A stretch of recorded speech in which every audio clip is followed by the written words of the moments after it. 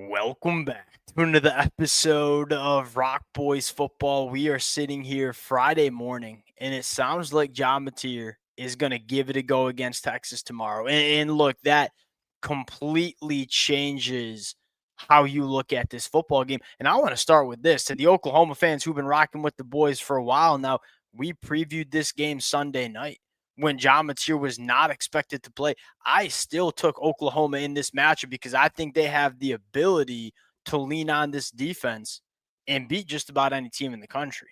Well, now you add one of the most impactful quarterbacks in the country into the fold. I think you even feel better about Oklahoma's chances Saturday afternoon. And this is where I want to start. Look, we could go on and on around the value that John Mateer brings to Oklahoma purely as a quarterback.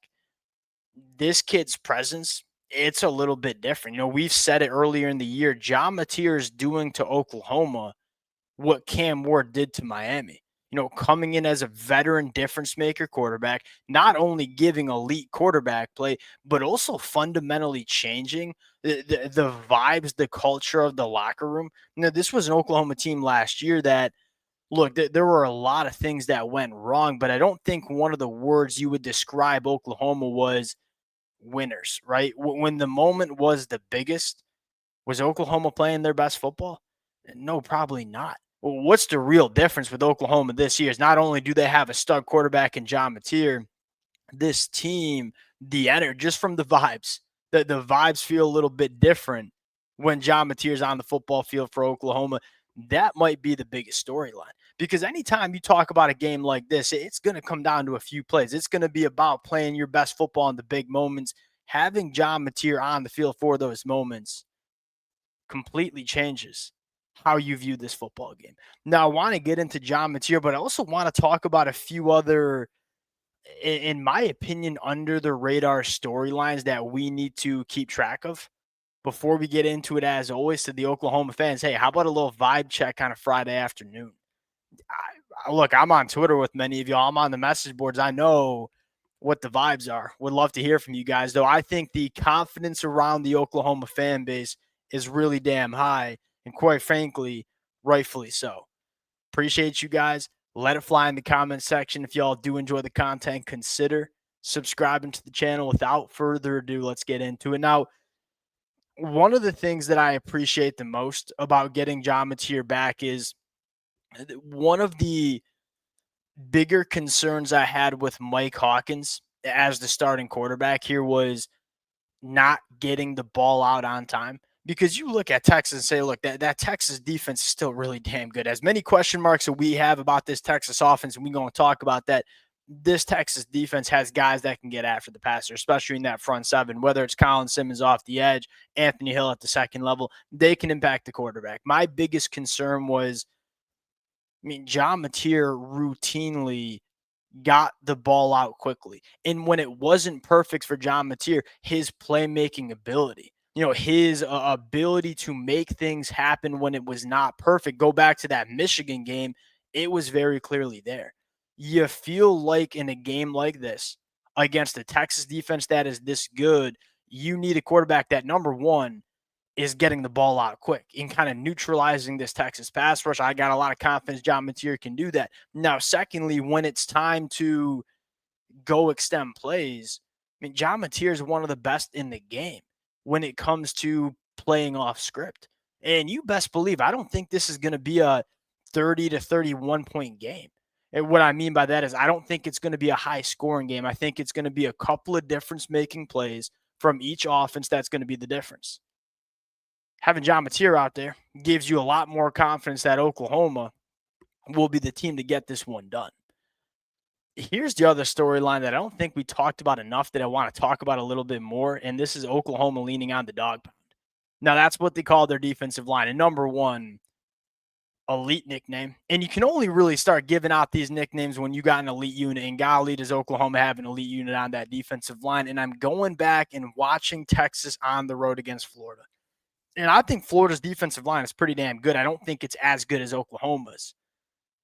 Florida's ability to stop the run and then get after Arch Manning.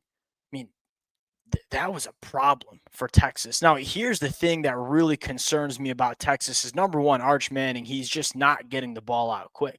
His average time to throw is well over 3 seconds. That will not fly against this Oklahoma pass rush. Now, I look specifically at this Texas offensive line and say they have a serious issue.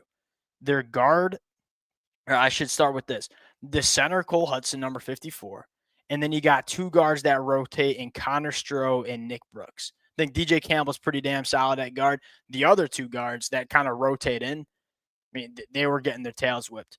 But by a Florida defensive line that I think Florida's defensive line is good, but they also didn't have Caleb Banks. They didn't have their best guy up front. I look at Jaden Jackson. I look at Dominic Williams. I look at what we've seen from David Stone, how David Stone might be the best one out of this group. And then I look at Grayson Holland and say, there are two things that I love about this matchup for Oklahoma. Number one, do we think Texas can run the football in this one? I don't think so. Oklahoma is the second best team in the country against the run. And so, all right, Texas will probably struggle to run the football, similar to how they struggled to run the football in Gainesville last Saturday. Well, that means they got to drop back and throw the football a lot.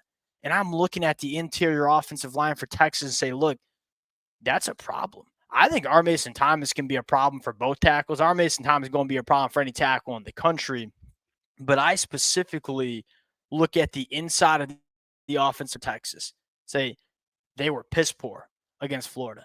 And it doesn't get any easier when you're trying to deal with Jaden Jackson, Dominic Williams, Grayson Hall, and David Stone. And here's the thing that I love is, man, you have so much pass rush ability in the middle of that defensive line. It felt like last year, Oklahoma was really good in the middle against the run.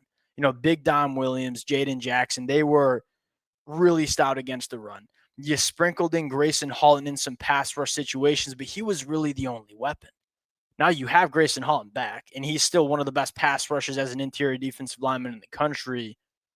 David Stone, the step that this kid has taken, I think fundamentally has changed this Oklahoma defense. How about Jaden Jackson? Jaden Jackson's still damn good against the run, has very clearly gotten better as a pass rusher as well. Everybody's want to talk about R. Mason Thomas, and rightfully so. Kid's going to be a top 50 NFL draft pick. The matchup that I love for Oklahoma is what this interior defensive line can do against a guard center duo for Texas that is just straight up not very good. And then you compound that with Brent Venables loving to blitz the backers, specifically in the A and B gaps, and say, do we trust this interior offensive line for Texas to hold up and just purely the front four, but then also deal with a guy like Kobe McKenzie or Kip Lewis or Samuel or Kendall Daniels blitzing in the middle of that offensive line as well? Massive concerns. And then you compound that with the fact that Arch Manning's not getting the ball out quick, and this is a Texas offense that is very predicated on some longer developing routes.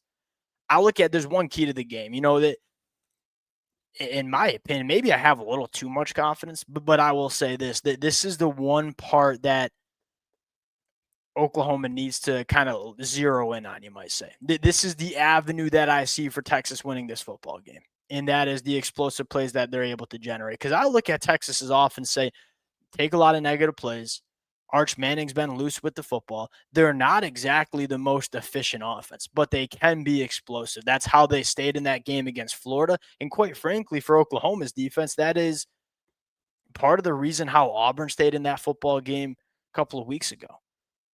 Don't give up the explosives. If you're Brent Venables in this Oklahoma defense, and I feel like an absolute clown sitting here in my basement telling Brent Venables how to game plan against Texas, because we all know Brent Venables can do a hell of a better job than me, I'm looking at it and saying the way I see Texas staying in this game and the way I see Texas potentially winning this game is if they can find their explosive plays with their wide receivers on the outside. Because look, Arch Manning has not been good. This Texas offense has not been very good, but they still have guys like Ryan Wingo. It sounds like Parker Livingstone will be healthy enough to play here. They still have guys that can win vertically down the field. If you're Oklahoma, don't give them anything cheap. make them earn. If they want to put points up on the board, make them earn it. Make them go 12 plays, 80 yards, and scoring a touchdown. Make them operate 12 straight plays without turning the football over or taking a drive killing sack. If you can do that, now I don't trust Texas to go 12 plays and do that. I think that's a really good recipe for Oklahoma, but I think there are that's my general take on this game. It's a great way to tie a bow on this conversation. Everyone's going to want to talk about quarterback play, Arch Manning, John Mateer's health. It matters. Anytime you're talking about a game like this, quarterback play going to matter. There are a lot of other matchups on the football field that I think firmly favor Oklahoma in this one, specifically on the defensive side of the football. All right, we'll close it out there. Appreciate you guys rocking with it. If y'all do enjoy the content, consider subscribing to the channel, and we'll talk to y'all later. Peace.